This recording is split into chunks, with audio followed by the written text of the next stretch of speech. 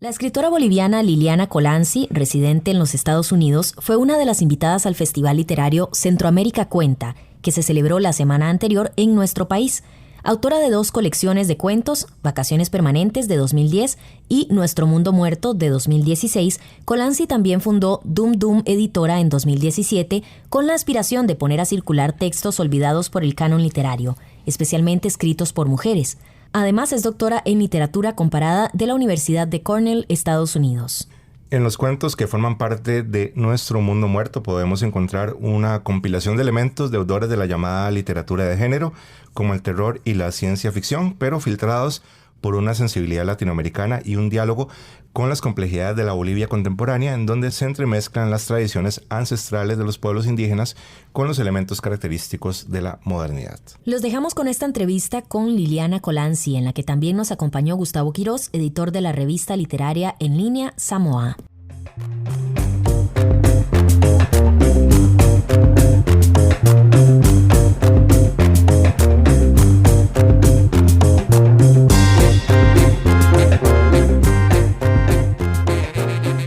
En esta edición de Pistas Sonoras la escritora boliviana Liliana Colanzi, que es una de las invitadas del Festival Literario Centroamérica Cuenta.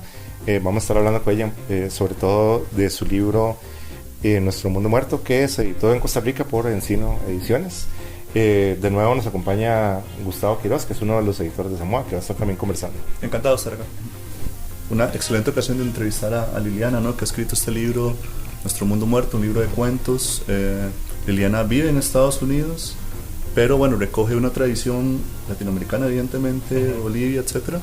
Y por eso quería empezar preguntándote más o menos, porque en las últimas décadas, en la narrativa latinoamericana, se empiezan a presentar elementos por ahí de ciencia ficción, de fantasía, de terror. Podemos hablar de los ejemplos de Juan Cárdenas, ¿no?, de un poco más al sur, con Samantha Schweblin y Mariana Enríquez, ¿no? Entonces, lo que llama la atención es que estos elementos de género no necesariamente se apegan, digamos, de manera estricta a las convenciones, ¿no? Entonces, no sé qué piensas de a qué se debe ese interés de la literatura latinoamericana por la fantasía y la ciencia ficción, y si crees que tu literatura pues, forma parte de esa tendencia, ¿no? Bueno, hola, gracias por invitarme a estar aquí. Bueno, a diferencia de otras tradiciones en las que el realismo ocupa un lugar predominante en América Latina, lo curioso, lo interesante y lo fascinante es que el fantástico y los desvíos del realismo, como es también el realismo mágico, ocupan un lugar central en nuestra tradición, en nuestro canon, ¿no? Es decir, que un autor como Borges, por ejemplo, que ha construido toda su obra en el fantástico, es central para la manera en que entendemos en Latinoamérica la literatura, o Bioy Casares, o Cortázar, o Silvina Ocampo, etcétera, ¿no? Sobre todo esta tradición rioplatense del fantástico, mientras que si pensamos en la tradición anglosajona, por ejemplo, a pesar de que tienen también muchos autores sólidos de género, el género ha ocupado un lugar más marginal, ¿no?, dentro de esta narrativa anglosajona. De hecho, es de manera más o menos reciente que autores como Philip Dick, de ciencia ficción, han entrado a colecciones canónicas como la de The Library of the Congress, ¿no? Ballard también. O Ballard, ¿no? Sí. Que es algo que ha ocurrido de manera relativamente tardía, mientras que en el caso de Latinoamérica, todos estos otros autores que he mencionado son parte fundamental para concebir nuestra literatura, ¿no? Y me interesa mucho, más que todo, este fantástico del Río de la Plata, con respecto al cual me siento muy cercana, que trata de encontrar la extrañeza dentro de lo cotidiano, y en la que el suceso sobrenatural ocurre como parte de esta especie de borramiento o extrañamiento con respecto a la vida cotidiana, ¿no? Y un poco mis cuentos exploran esa vena, también mezcladas con muchos elementos de una literatura o de un imaginario más clase B, ¿no? Que a mí también me llama, me gusta, me gusta reciclar estos materiales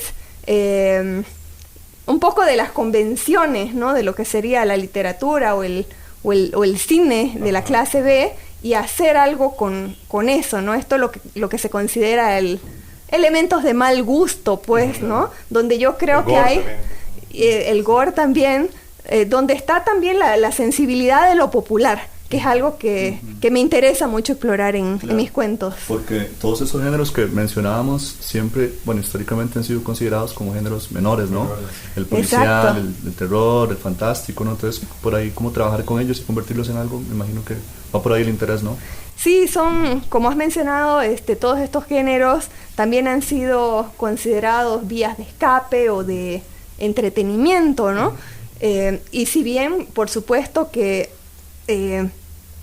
obviamente la ciencia ficción es también entretenimiento, pero es una manera igual de explorar nuestra relación con fuerzas irracionales o que nos superan, que es algo que a mí me interesa mucho, ¿no? Como nuestra relación con el cosmos. Por eso también tengo cuentos situados en Marte, por ejemplo. Sí. Me gusta mucho pensar en una escala que se aleje de la escala más inmediata de lo que concebimos en un tiempo humano, ¿no?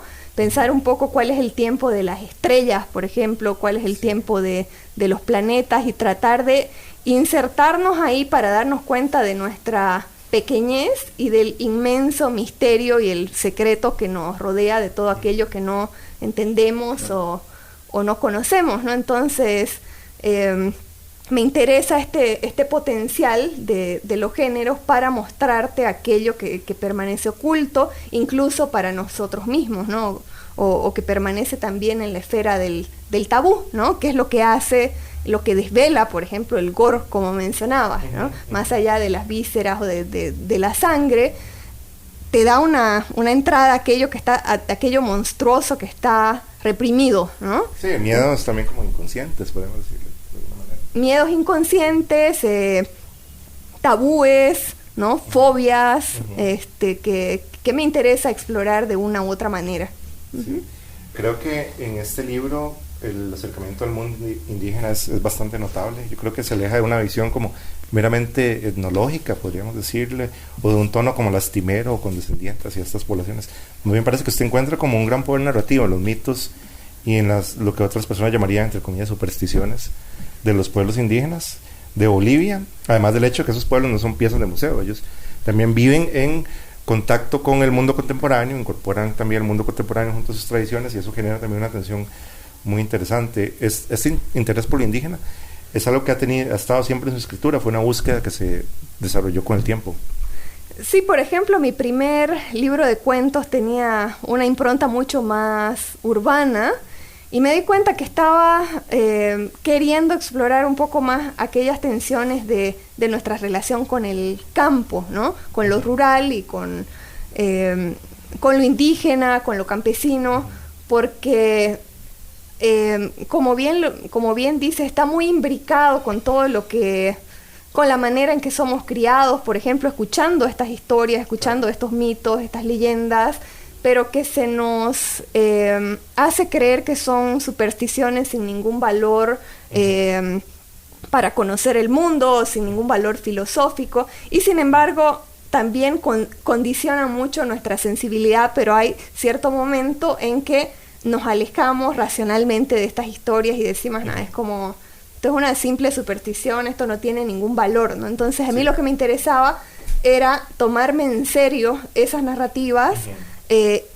y ver qué es lo que está cifrado simbólicamente allí, qué es lo que dice de nosotros, qué es lo que dice de nuestra relación con el mundo indígena, ¿no? Que sigue siendo una relación muy, muy problemática, pero que me parece que hay mucho allí por descubrir narrativamente y literariamente, ¿no? Una de las cosas que a mí me parece más interesante, por ejemplo, de Bolivia, es el hecho de que se superponen muchas culturas indígenas. Hay más de 30 pueblos indígenas que tienen sus propias temporalidades, ¿no? Tienen su propia modernidad, por así decirlo, y pueden estar conviviendo en un mismo espacio, el arado con con un tractor a último modelo, ¿no? O un tipo de pensamiento incluso no tan occidental, ¿no?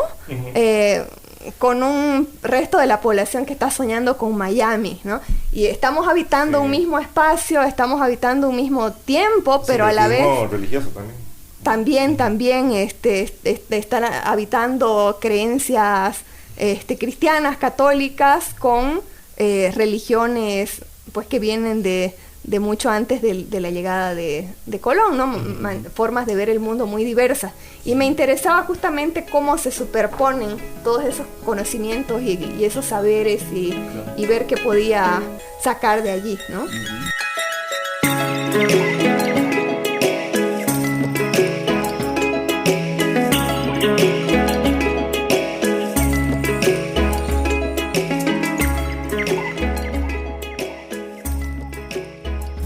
Hay un relato en específico en tu libro, se llama La Ola, ¿no? Sí.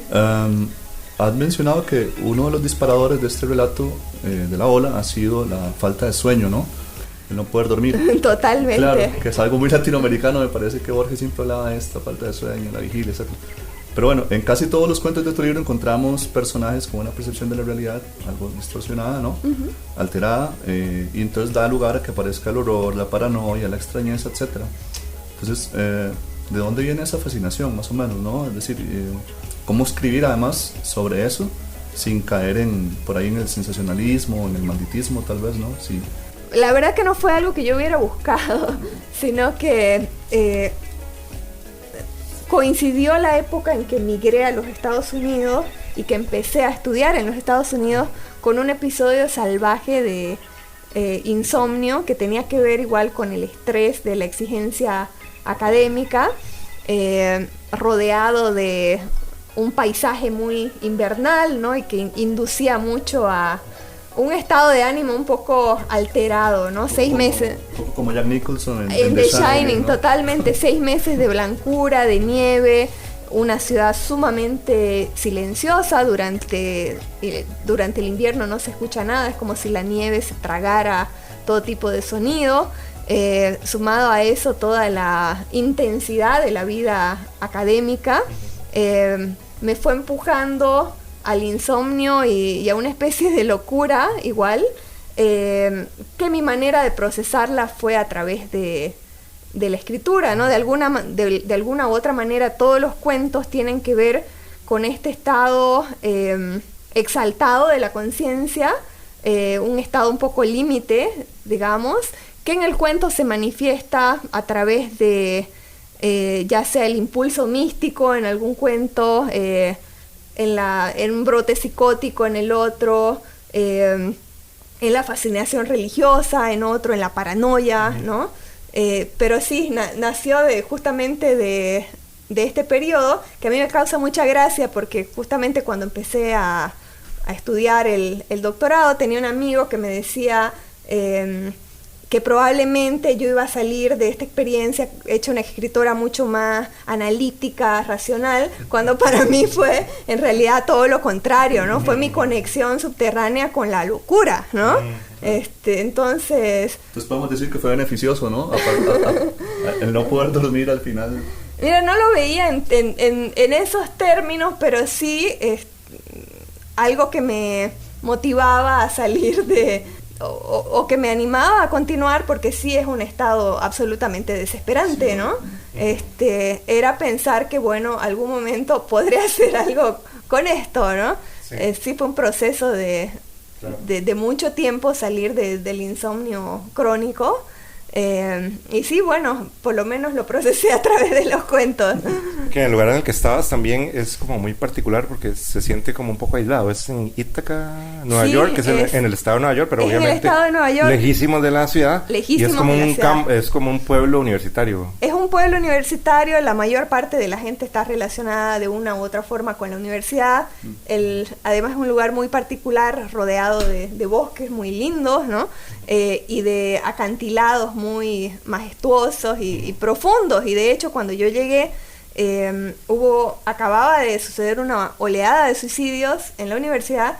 Se habían arrojado 6 estudiantes por los puentes Y había una especie de leyenda negra también con la universidad por este tema. Claro. Entonces yo llegué a esta atmósfera fantasmal, cargada también de este ambiente de pueblo condenado, ¿no?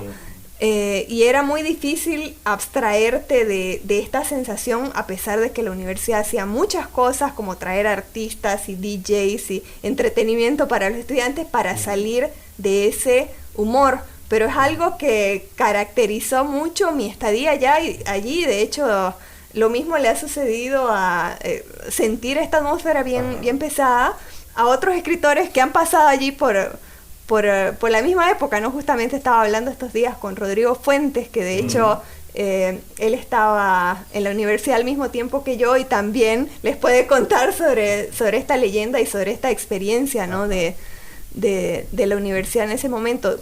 Algo curioso, también un dato curioso, es que la universidad está construida encima de un acelerador de partículas, uno de los pocos que existe en el mundo. Y también una cosa que me fascinaba, que le hablaba mucho a mi imaginación, era la posibilidad de que si algo saliera mal con ese acelerador de partículas, podríamos crear un agujero negro desde Ítaca, ¿no? Demasiados elementos llamativos alrededor de... Sí. Que bueno, en este cuento de que estábamos mencionando, La Ola, hay una estrategia narrativa que me parece muy, muy interesante, que es como una especie de, yo le diría como una matriosca de historias, ¿verdad? Como que lo que parecen digresiones terminan convirtiéndose en hilos narrativos que toman preponderancia. Cuando se le ocurre la idea para una narración, ¿piensa en tomar una estructura de este tipo? ¿O fue algo que fue surgiendo en el mismo proceso de la escritura? Mi proceso es muy intuitivo, por eso también estoy consciente que para algunas personas los finales pueden resultar demasiado azarosos o por ahí abruptos, porque no estructuro un cuento a partir de la idea del final o de lo que va a pasar, sino que me vienen imágenes de las que no puedo desentrañar mucho a menos que me siente a escribirlas. Y cuando me siento a escribirlas se convierten inmediatamente en otra cosa. Es un poco como la dinámica del sueño, ¿no? Que todo el tiempo va mutando en algo diferente. Entonces, honestamente puedo decir que hace muchísimos años que no me sale un cuento que yo lo haya ideado de esta manera y que se haya escrito de la misma, o por lo menos con el mismo tema o la misma estructura que yo planeaba, ¿no? El cuento siempre me lleva por las vías más diferentes de lo que yo había imaginado al principio, ¿no? Y en ese sentido también el cuento para mí es un aprendizaje para saber qué es lo que me quiere decir esto que estoy escribiendo, o yo misma qué es lo que tengo dentro de la cabeza, porque no lo sé y no lo puedo planear, ¿no? Sé que hay muchos escritores que no se sientan a escribir a menos que tengan la línea final o cierta idea del personaje mínimamente, que es algo que yo verdaderamente no tengo.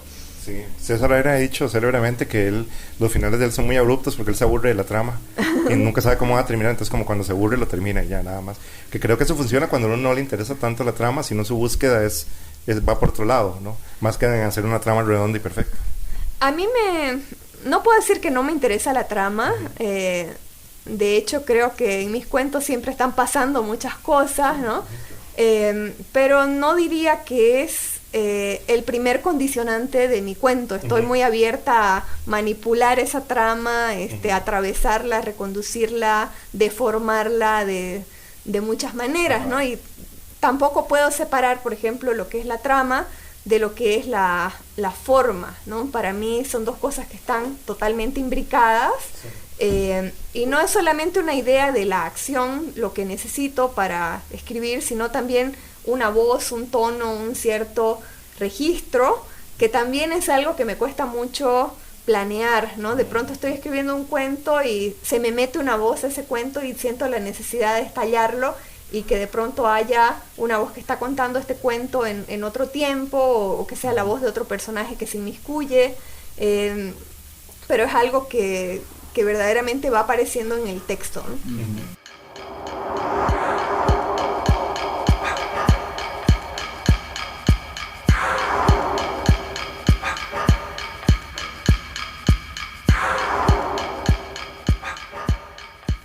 Bueno, en realidad lo que quería preguntarte es que si consideras que sigue siendo relevante hablar en general de una literatura nacional, ¿no? Que es algo que me parece que se habla mucho aún en 2019. Todavía tiene su peso. Claro, lamentablemente. Pero bueno, en los cuentos de Nuestro Mundo Muerto hay una relación fuerte, obviamente con Bolivia, como hemos venido hablando, ¿no? Con Nueva York, con París. ¿Qué relación puede tener esto, ¿no? Con las carreras de los y las escritores latinoamericanos, ¿no? Que por exigencias académicas, digamos, becas en algunos casos, pues se mueven, ¿no? Por ámbitos más allá de sus países de origen en Latinoamérica, ¿no? Bueno, Se creo... mueven y muchas veces habitan, incluso escriben de sus países de origen, desde Berlín o Madrid o Barcelona. Y que tiene que ver también mucho esa migración con la precariedad de las estructuras culturales en nuestros países, ¿no? En mi ciudad, por ejemplo, no hay una carrera de literatura, prácticamente no hay librerías, hay muy poco apoyo estatal a la cultura en general en Bolivia, de manera que muchos artistas bolivianos han tenido que buscárselas en otros países, y es por eso también que caí en los Estados Unidos, ¿no? Buscando un trabajo que me permitiera leer y escribir, que es lo que me gusta y lo que quiero hacer. Ahora, en el territorio de la imaginación, creo que estoy todavía habito bastante Bolivia con la imaginación. Escribo mucho sobre mi vida en Bolivia, porque es también el territorio de mis afectos y de mi memoria, ¿no? Pero también yo creo que más que la presencia absoluta de un lugar, a veces es como una cuestión de... El lugar está también en la sensibilidad, ¿no? Si yo pienso en mi cuento marciano, por ejemplo, para mí ese es un cuento de mi experiencia como migrante en Ítaca, ¿no? Un poco como la experiencia del aislamiento, ¿no? De la incomunicación también, y de la soledad del paisaje, ¿no? Para mí fue un poco extrapolar lo que era mi vida en Ítaca, pero de una manera 1000 veces más radical, ¿no? Como vivo en un pueblo aislado, ¿no? Con una barrera idiomática, que si bien hablo inglés, siempre hay allí un grado de extrañamiento o de lentitud que entorpece pues el diálogo. Y para mí entonces como que imaginar lo que sería la vida en Marte era justamente procesar mi vida de migrante, ¿no? Así que esa idea de lugar a veces se desplaza un poco. Con respecto a lo que decías de la literatura nacional, yo no sé ya más qué más es eso, ¿no? Borges reclamaba la idea de que un escritor tiene a la literatura universal para dialogar con ella, ¿no?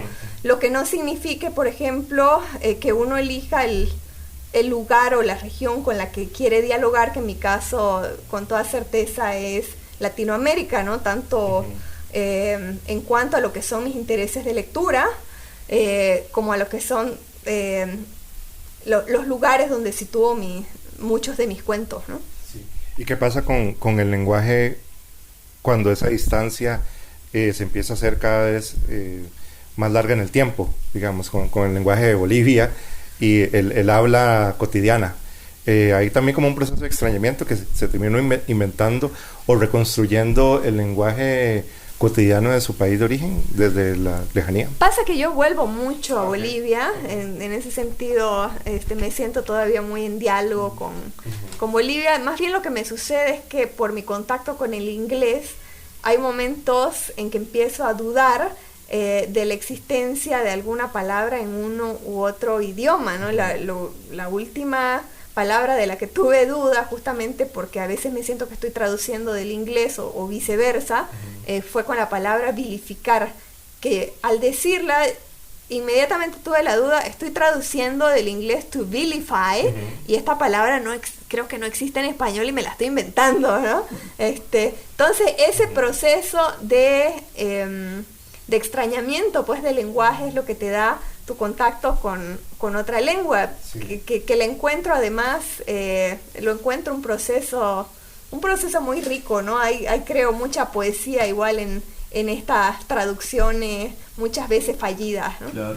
Sí. Me imagino que producto de estos viajes a Bolivia que mencionas, viene Dundum, ¿no? Que es tu editorial, entiendo que tiene un par de años tal vez. 3 años 3 ya, años. sí. Es una intención de poner a circular textos en Bolivia, pero también me imagino que hay una cierta afinidad, bueno, la hay seguramente, con los textos que publicas, ¿no? Tal vez saber un poco cómo es esa selección de textos y el catálogo cómo se va formando y ese tipo de... Sí, como bien has dicho, Dundum nació un poco por casualidad y por otro lado por la idea de intervenir un poco en el panorama de la cultura en Bolivia de esa manera, ¿no? Proponiendo títulos, proponiendo lecturas, proponiendo algunas vías o caminos que me parecían interesantes. Uno de ellos era el género, ¿no? Los géneros. Me interesa ahí publicar ciencia ficción, me interesa publicar fantástico. Y también otro de los caminos que me interesa es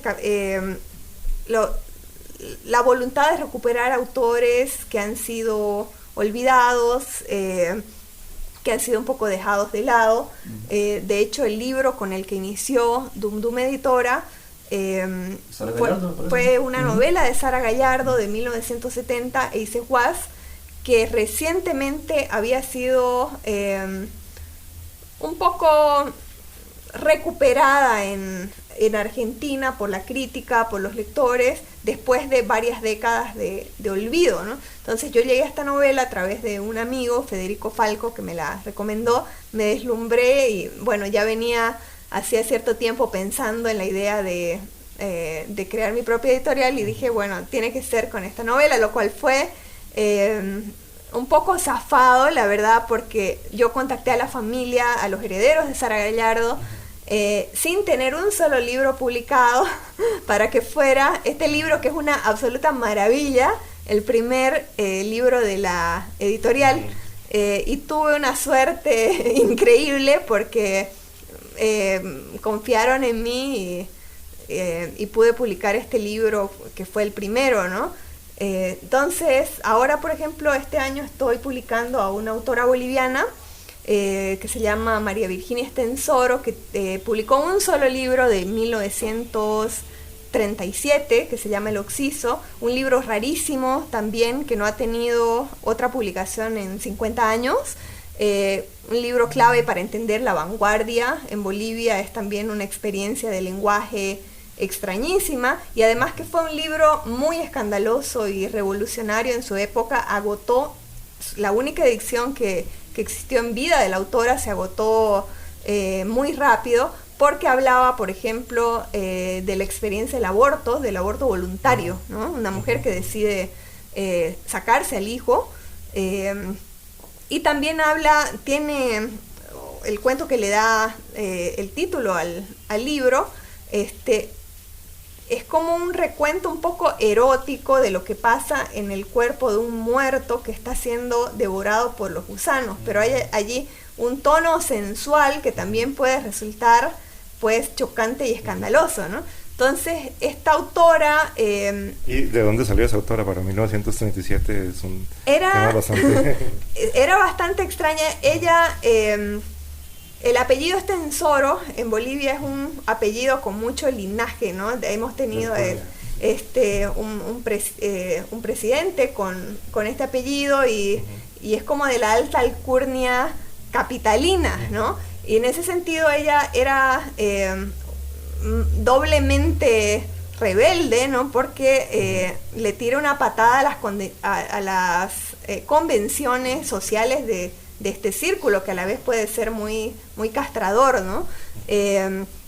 Ella me parece que como a los 28 años se casa con un hombre del que se rumoreaba que era un noble, un aristócrata europeo, y se va a viajar por el mundo durante varios años. Está en África, está en Europa del Este, y de allí vuelve a Bolivia un poco en contacto, digamos, con algunas cosas que se estaban haciendo en Europa, y tira este libro como una bomba, ¿no? Ella tenía también esta figura glamorosa, fumaba en una época en que para las mujeres se veía se veía muy mal, ¿no? El hecho de fumar, y consigue escandalizar a todo el mundo, pero a la vez debe haber sido muy fuerte para ella, porque también, a pesar de que escribe hasta el fin de su vida y el resto de su obra se publica póstumamente, no publica más en vida, ¿no?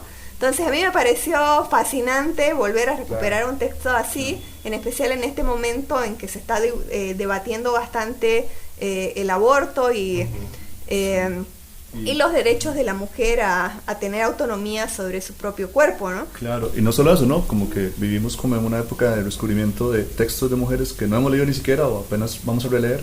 Exacto, y por ejemplo, yo no hice el prólogo, el estudio introductorio de este libro, pero ayudé a la crítica literaria que lo hizo a conseguir algunos libros, antologías de cuento, por ejemplo, de varias décadas atrás, para ver si es que la obra de María Virginia Estenssoro había sido por lo menos citada en estas antologías del mejores cuentos bolivianos, etcétera.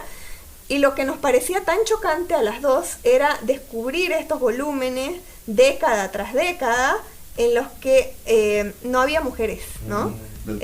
No había mujeres del todo, o si acaso había una, ¿no?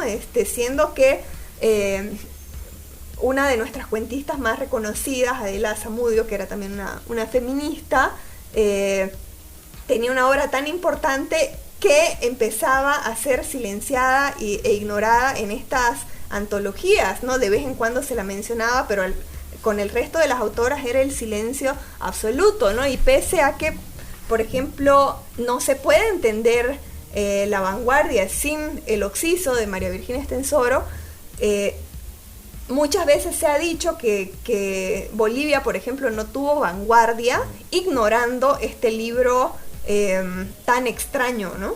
Así que sí, para mí también es un proceso de redescubrir estas autoras, de darle su lugar y de también ver cuáles eran las fuerzas que estaban en tensión en ese momento y que contribuyeron a silenciarlas, ¿no? Claro. Bueno, muchísimas gracias a Liliana Colanzi por conversar con nosotros en el marco de Centroamérica Cuenta, y también a Gustavo Quiroz de Samoa por acompañarnos también en la entrevista. Muchísimas gracias. Muchísimas gracias a ustedes.